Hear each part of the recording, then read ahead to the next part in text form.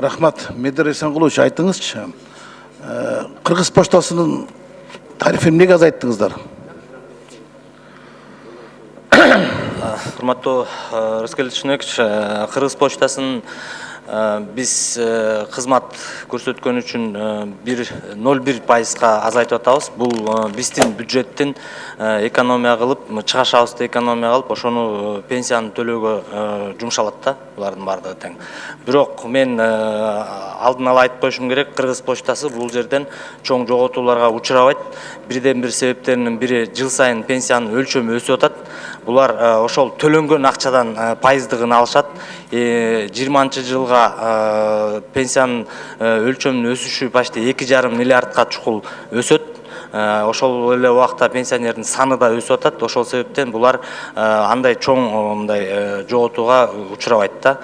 Бул бюджетти биз даярдап атканда жана 65 миллион разница деп айтып атканыбыздын себептери бул бюджетти даярдап атканда жанагы келечектеги пенсиялардын кийинки жылга жогорулашы жөнүндөгү, пенсиянын өсүшү жөнүндөгү маалыматтардан тышкары болуп даярдалып калган да. Ошол себептен. Азыр эми такталган бюджетке келгенде муну тактап беребиз. Так бюджет, то есть почта андай жоготууларга учурабайт.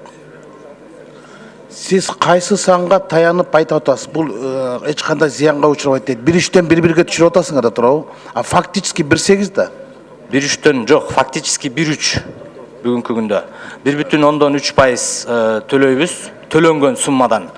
Азыр биринчи биз ушул бюджеттин долбоорун даярдап атканда 1,1 деп даярдалган болчу. Андан кийин биз өкмөттө да бул чогулушта бул сүйлөшүүлөрдүн алкагында азыр 1,2%га түшүп атат, 0,1%тан. Кийинки жылга 21-жылга 1,1%, андан кийин аны 22-23 жылдарга 0,8%га түшүп атат. Бул мамлекеттик саясат эмес, Кыргыз поштасындагы айлык алгандардын саны респи канча экен? Айлык маянасынын өлчөмүн 4.000 сомдон.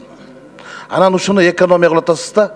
Анан бул эмне деген саясат? Бул деген Кыргыз поштасын акырындык менен банкрот кылып, акционерди коом кылып, акционерди коомдон банк кылган калып бараткан чоң саясат бар берде.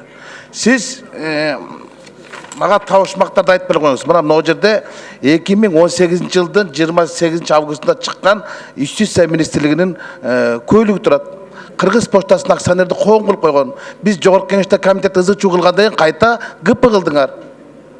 Мына ошол саясатты азыр акырын башын былгытып алып келатасыңар. Силер азыр Кыргыз поштасын банкрот кылыш үчүн коэффициенттерин кылып атасыңар. Мисалы билесиз, сиз Кыргыз поштасы жанагы коопшаар долбоорунан түшкөн каражаттын канчасын алат?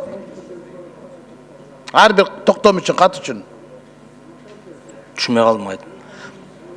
Сиз жакшылап угуңуз, түшүнбөй калдым дебей. Коопшаар долбоорунан түшкөн акча каражатынын жана жеткизет да. Кыргыз поштасына токтомду, постановлениянын. Ошон үчүн акы канча алат? Мен бул вопросту көрөт этпейм, но бирок менин билишимче бир жеткирген үчүн 22 сом алат. Кече эле буквально Иса Шейшенкуловичтун кабинетинде да ушул боюнча сөз болду. Сиз айтып аткан 4.000 сом айлык жок. Кыргыз поштасынын айыл жериндеги же болбосо центральный аппаратынан башкасыныкы менде толук маалымат бар. 7.000 сомдон кем эмес айлык алышат. Поштальондор, андан тышкары борбордук аппаратында кече мен Иса Шейшенкуловичка да бул маалыматты бердим. 40.000 сомдон айлык алышат, орточо эмгек айлыгы. Бүгүнкү күндө булар өзлөрү ичинде реформа жүрүш керек деп ойлойм. Биздин жаңгыз эле биздин соцфондтон тапкан кирешелери булардыкы 38%-тын тегерегинде болот. Калганын бардыгын тең булар башка булактардан табышат. Эми ошол 22 сом жетеби? Мисалы токтомду алып барды да, ошо токтомду 22 сом. Жол кирesi канча болот үйүнө алып барганга? Рыскелдий Шынбекович, мен аны Кыргыз поштасы өзү жооп бербесе, мен ал жетишеби, жетишпеби мен ага жооп бере албайт экенмин. Мен бизден кеткен пенсиялык акча буларга толук кандуу жетет. Мен да бир жолу айткым келет, почта кызматы тараткан акчанын 10%-ын гана үйүнө жана баспаган пенсионерлерге алып барып жеткиришет. Калган пенсионердин бардыгы тең өзүңүздөр деле күбө болосуздар, айыл жеринде бүт бары ошол пенсия тараткатылган күнү график бар, ошол графикте очередте туруп, ошол жерге келишип, ошол жерден алып кетишет. эгер алардын айлык баянасы жеткен болсо, алар бүгүн силердин бекиткен бюджетиңерге макул болсо, мага минтип кайрылуу жазбайт эле да. 1014 адам биз жумушсуз калабыз. Бул деген Кыргыз почтасын банкроттукка алып келатат деп. Биз өзүбүздү актай албай калабыз. Биз өзүбүздү каржылай албай, кармай албай калабыз деп коңгуроо кагып алса, сиз берде отуруп алып зыкылдатып жооп бере атпайсызбы? Бул Кыргыз почтасын кайра силер акционерди коом кылып, анан банк кылган алып баратасыңар. Мен билем ал жака кайсы кимдин бажасы бара турганын. Бул долбоор 2018-жылы ишке ашканда биз токтотуп калбадыкпы? Эми силер кайта ушуну ишке ашырып атпайсыңарбы? Атайын искусственно банкрот кылып атасыңар Кыргыз почтасын. Анан акционерди коом кылып, менчикке чыгарып атасыңар. Токтот. Рыскелди Тушунбекович, биз Кыргыз почтасы менен келишимдин алкагында гана иштейбиз. Бул эч кандай башка нерсеге эч кандай тиешеси жок. Алардын кандай структура болушуга, кандай кылышка мен кирише албайм. Алар мага баш ийбейт. Бул башкача ишкана болуп эсептелинет.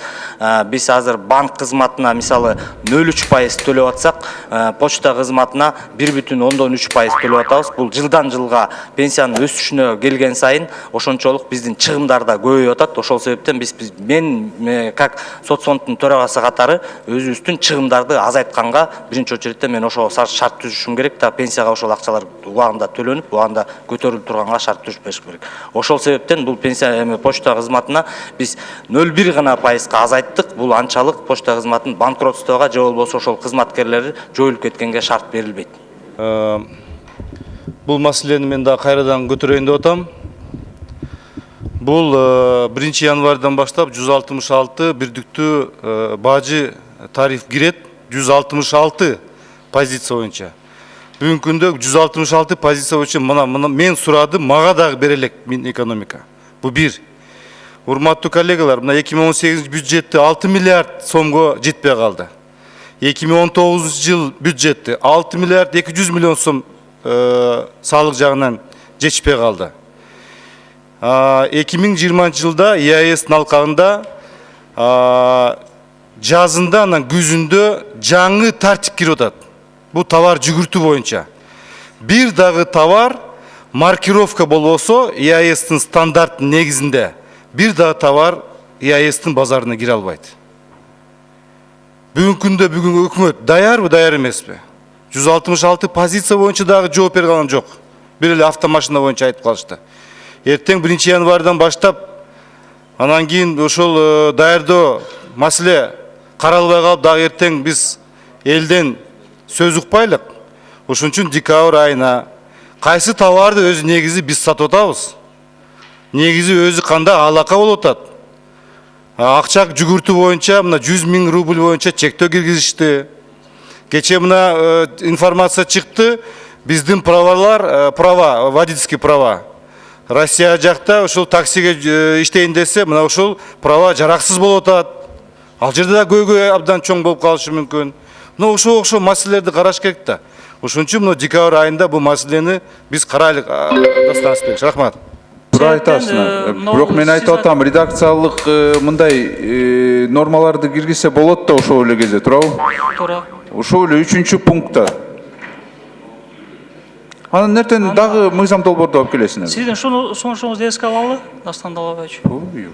Ладно, хорошо. А флажок боюнча силер карап койсоңор жакшы болот эле да. Процедура өзү туура эмес да. Чек арага укук коргоо органдар берет флажокту. А киши аны даже билбейт. Только чыкканда эле же билетти алганда эле ошол убакта эле билинип калат да. Москвада ошол МВДнын өкүлү бар, ошолор иш алып барыш керек совместно ошол. Подделка эмес, ГРС менен жасалган. При выдаче, потому что все совпадает. Ротуру эле принтерден чыгарган эмес. Системаны текшергенде чыгып атат. Кыргызстанда жасалган жакынкы арада деп, жакынкы айларда. Айда Умчебековна, вот бизде азыр паспорт алыш практически невозможно. Киши келип өзү биометрикасын бермейинче бир да паспорт ала албайт. Мындай это жөн эле факты болсо алып келсин да бизге. Мындай паспорт жасалды, мына кармалды деп. Факт болбодубу силерде? Өткөндө эле чуу чыкты. Кыска жооп бериңиз, эмне кандай бөгөт коесуздар? 94-жылы берилген паспорттардын на основании 94-го года паспортов делали обмен. И в инструкции было так и написано, что при предоставлении паспорта башка эч документ сурабай туруп ошол эски паспорттагы образец паспорттарды жаңы паспорттарга алмаштырып беришкен ошол убакта. Бизге паспорт системасы 2009 жылы ГРСтин карамагына өткөн. Азыр паспорт алыш практически невозможно, киши өзү келип биометрикасын бермейинче. Сиз эми факты бергиле деп актанып атасыздар, мындай толук ынанымдуу жооп алган жокмун. Себеби дегенде ошондой фактылар болуп атат. Мен өз көзүм менен көрдүм, мен сизге айтып атам. Бөгөт коюш керек, алып атышат анычы. 94 болобу, азыр болобу? Анан миграция кызматына суроо. Миграция кызматына мына силер абдан жакшы жооп бербей атасыңар да. Ошол эле биздин мекендештерден суроо. Келгенде регистрация мөөнөтүн узартуу мүмкүнбү? Мекен карт боюнча кандай иштер жүргүзүлүп атат? Рахмат. Кийинки сөз Төрөбаев Бакыт Эргешевичте. Рахмат. Соцфонддун төрагасы, сиз канча болду ушу системада иштегениңизге? Мен бул системада иштегениме 96 жылдан бери иштейм. 96, 20, 23 жыл болду. 23 жыл болуптур да.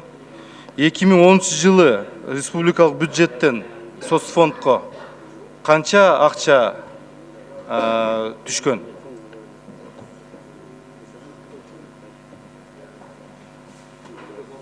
Мен муну сизге такмал, мен азыр 2010 боюнча маалымат. Жок, азыр кандай так? Бериңиз, азыр бериң. Мага кагаз жүзүндө, кагаз жүзүндө берем деген болбойт бул. Сиз 23 жылдан бери иштейсиз. Сизде вот тиги түндө сойготкондо да ушу цифраларды айтыш керексиз.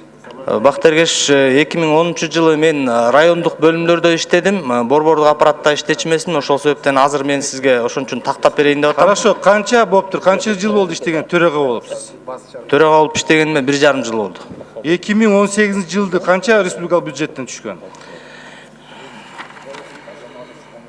2018 жылы республикалык бюджеттен 20 миллиард 21 миллион түшкөн. Мына 2020-га 22 миллиард түшүп атат да. Ооба. Жыл сайын көбөйүп атат да. Эмнеге? Бул жерде биринчиден эң негизги көбөйүшүнүн себептери биринчиден пенсионерлердин санынын өсүшүнө жараша. Бул жерде республикалык бюджеттен пенсиянын базалык бөлүгүнө бөлүнөт. Андан тышкары бардык пенсияга эрте чыккан жана бийик тоолуу шарттарга чыккандардын пенсиялары бөлүнөт. Надбавкалардын бардыгы ошол жерден бөлүнөт республикалык бюджеттен. Ошон үчүн ушул себептен ушул көбөйүп атат. Кийинки жыл сайын кылган биздин перерасчет жана увеличение пенсиянын көтөргөнүбүздө биз наоборот пенсиялык фонддон бюджети чыгашасы көбөйүп, республикалык бюджеттен бөлүнгөн каражаттар азайып атат. Мисалы 2017-18 жылы 71 миллион республикалык бюджеттен каралган болсо, 2020 жылга биз 51 миллион кылып карап атабыз. Жалпы ответти. Мына азыр 96 миллион көбөйүптүр да бул жылга. Бул эмнеге көбөйдү? Урматтуу Бакыт Эргешевич, бул республикалык бюджеттин жанагы берчү акчаларынын эсебинен карыздар бар болчу жылдын башында. Ошол карыздарын республикалык бюджет жаап атат, Минфин. Түшүнбөдүм. Жылдын башына 357 миллион сом социалдык фондко жанагы төлөмдөрдүн эсебинен мурунку жылдан калып калган карыздар бар, обязательстволор. Ошонун эсебинен быйылкы 20 жылга ошонун эсебинен 100 миллионду коюшкан, ошол 96 миллион ошонун эсебинен кирип атат. Урматтуу жетекчи, профицит менен чыгып атасыңар. 787 миллион менен профицит менен чыгып атасыңар. А ушу 100 миллион республикалык бюджет тийбей эле койбойсуңарбы? Ушу профицитти мактанбай эле көрсөтпөй эле койгула, 0 кылгыла, доход менен расходду 0 кылгыла дагы, ошол өзүңөрдүн проблемаңарды ичиндеги чечпейсиңер өзүңөр эле. Ал акчаны ФОМСко бергиле, ал акчаны тиги эмгекчилерге бергиле, ошоларды көбөйтүш керек да.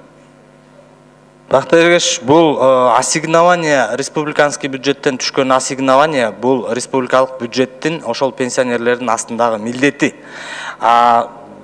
787 миллион профицит дегенибиз бул бүгүнкү күндө 1 январга өтө турган эле карыз болуп эсептелинет да, бул кийинки айда эле төлөнүп кетет толугу менен.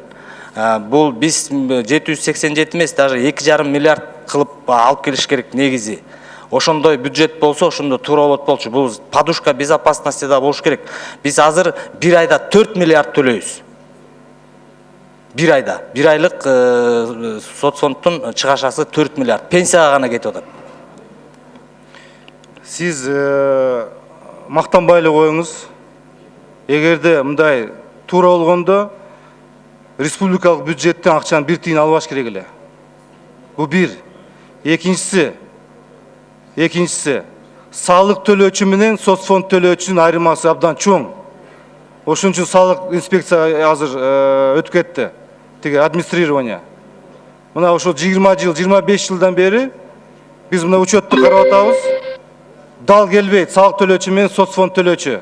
Мына ошон силердин жалпы ишиңер 23 жылдын ичиндеги.